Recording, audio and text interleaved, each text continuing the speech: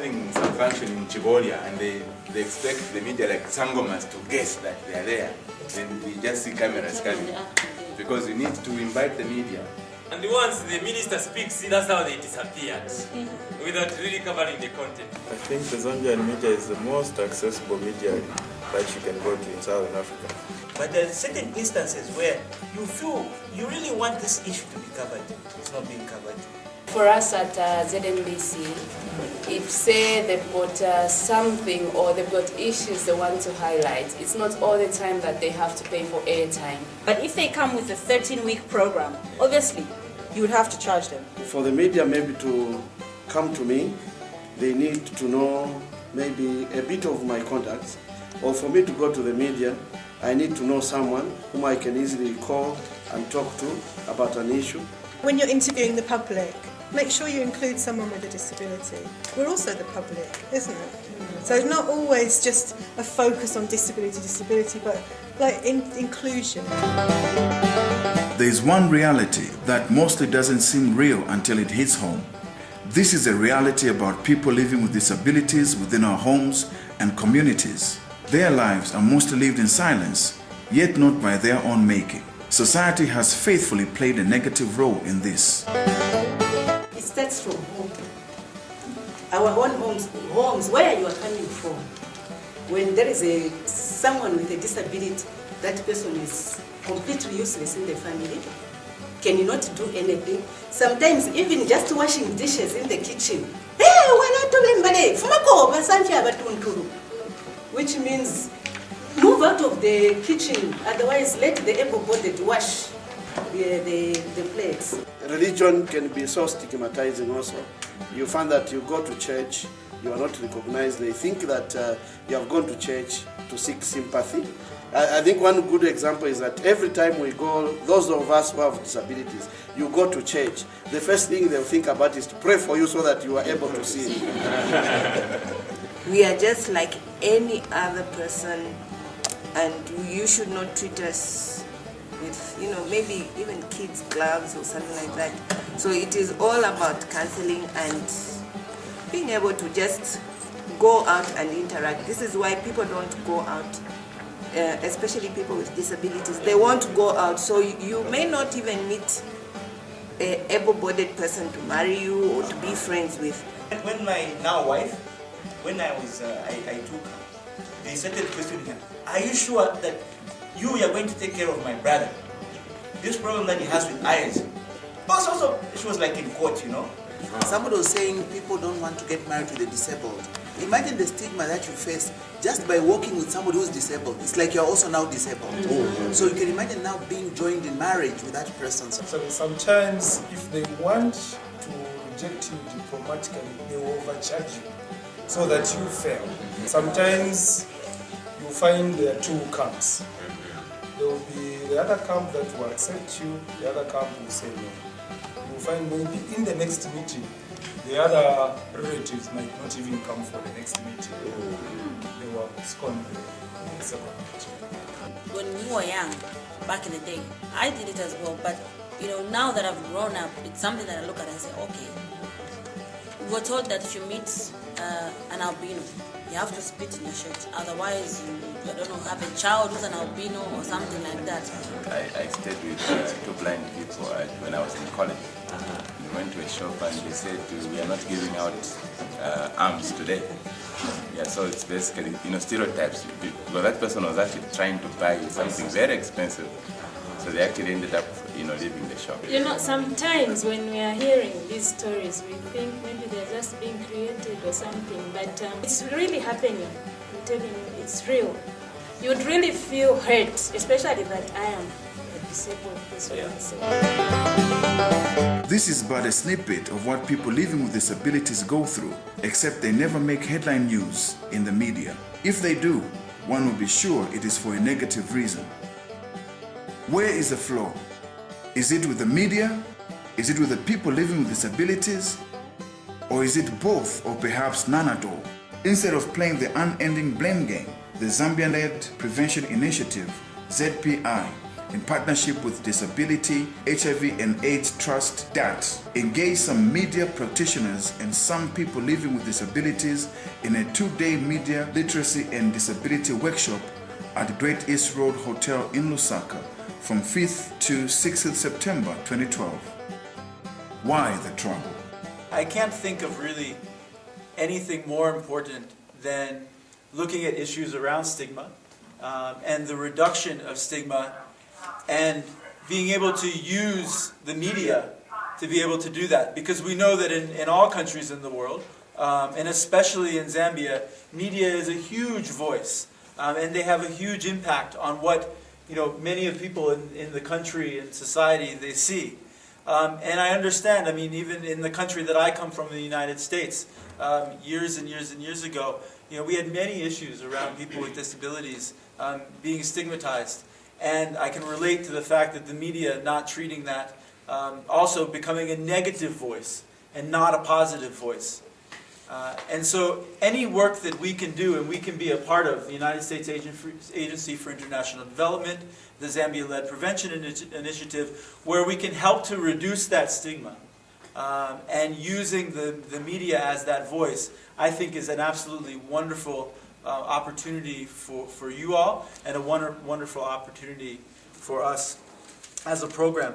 So I know that the objectives of the program, bringing the media and people with disabilities together, sharing experiences about HIV and AIDS and stigma, and highlighting best practices of organizations that are working in this area are incredibly important. But beyond all of that, I mean, we have to be honest about what boil it down to its finest degree, which is how can the media be a better voice for people living with disabilities, and how, in addition, can we look and have champions that are working closely with the media in order to make that happen.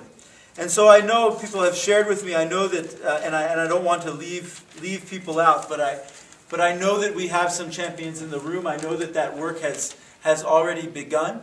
And in sharing with people were talking to about Mr. Mutonga from the university, who's been teaching for a long, long time and has made an incredible impact. And I know that as you, Mr. Mutonga, work with the media and continue to build that relationship, I know that you're going to be, and have already been, a great champion.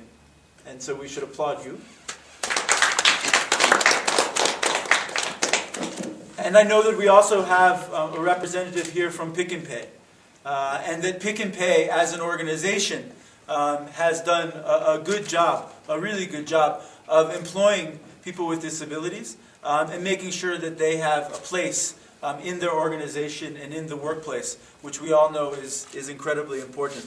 And I also know we have a representative here from Kayama Clinic, and also Mr. Musunga from the Ministry of Education, who really, and I know these are only a few, I haven't named everybody, but are a few of our key champions that are going to be able to work with us, with the media. And so we should applaud all of you as well. Thank you very, very much.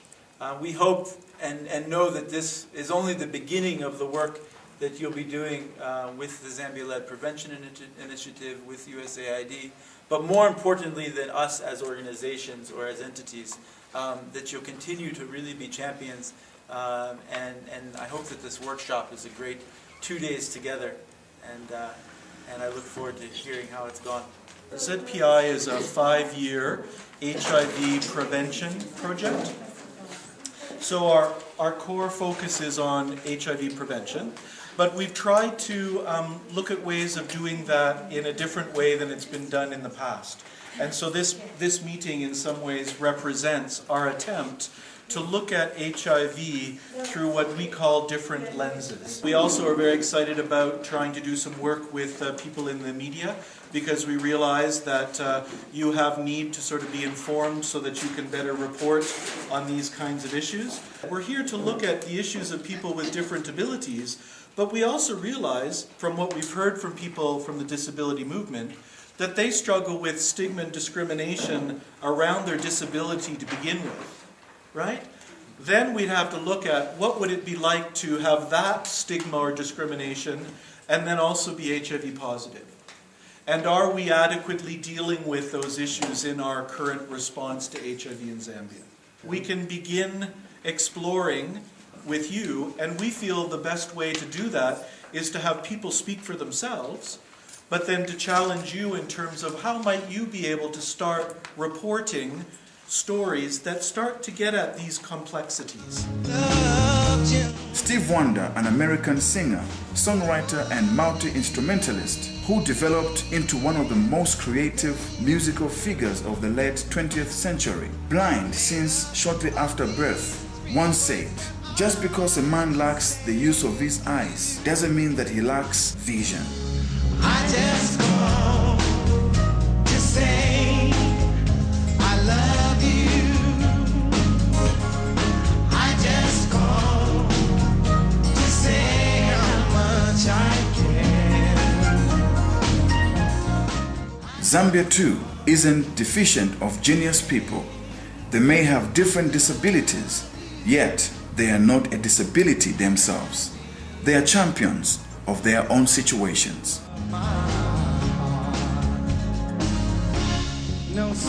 Having a disability should not mean one being disqualified from having access to every aspect of life. You look beautiful. Mtonga Thomas are my full names, with a background of a teacher. I'm a lecturer as at now at the University of Zambia, in the School of Education. The department with a very long name, Educational Psychology, Sociology and Special Education. At the age of 10, I suffered from the common measles, and because my brother didn't know what to do, he never took me to the hospital, and instead applied a lot of murembwe mumenso, and that cost my sight. As usual, it's not very easy to accept some of those things. For the first part of my life, it was very difficult to understand what could have happened. But my father was some man who had some little vision in life, although he was not educated. So he took me to North Lion School for the Blind in 1982. I finished my grade 12 at Katete Secondary School. Then I proceeded, I was accepted at the University of Zambia in 1993. But upon seeing that the one they had accepted was visually impaired, the registrar then said people with visual impairments were a problem. So he didn't want to have any more problems. I don't know what he had seen earlier. So I went to Nkrumah, where I did English and religious education. And I started teaching at Katete Secondary School. Later on I was transferred to Chizongwe Technical High School, where of course I became the first blind teacher to teach at a technical school. Later on I came for my studies at the University of Zambia for my first degree. And because of the determination and good performance, by God's grace, I graduated with very good grades. I was called back as a staff development fellow in 2009, and then did my master's degree in special education. And upon completion, appointed to full-time lecturing. You will agree with me that when the University of Zambia was designed many years ago, they did not have in mind people with disabilities, especially the VI, the HI, even those that are physically disabled. And so it is a real challenge, especially for those that are VI, visually impaired, because the first problem you meet when you come to the University of Zambia is the problem of mobility, how to move from one point to another.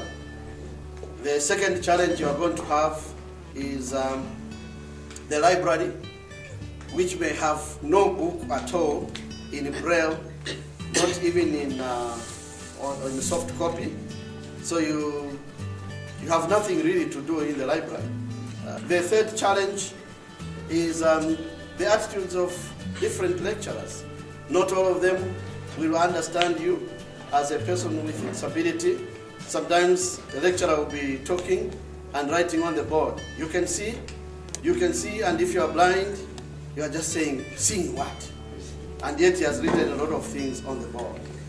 The other challenge that you may also have is that when it comes to writing, the writing equipment, we may not have those items, especially for those that are blind. And for the HI, those who are hearing impaired or they are completely deaf, they may also have a problem of sign language interpreting. Right now in my class, I'm teaching a second year course now. There is one gentleman who is deaf. Me, I go to teach, I don't write on the board when I lecture. If I have to show anything, maybe it will be on PowerPoint using my computer, but I rarely do that. And so this gentleman, because there is no sign language interpreter, he can't hear what I'm saying, and I can't see what he's signing. It's a very nice combination. But you know, in all these things, I tell my friends that there is one secret for people with disabilities. If we have to excel, you must have personal determination and personal consistency with a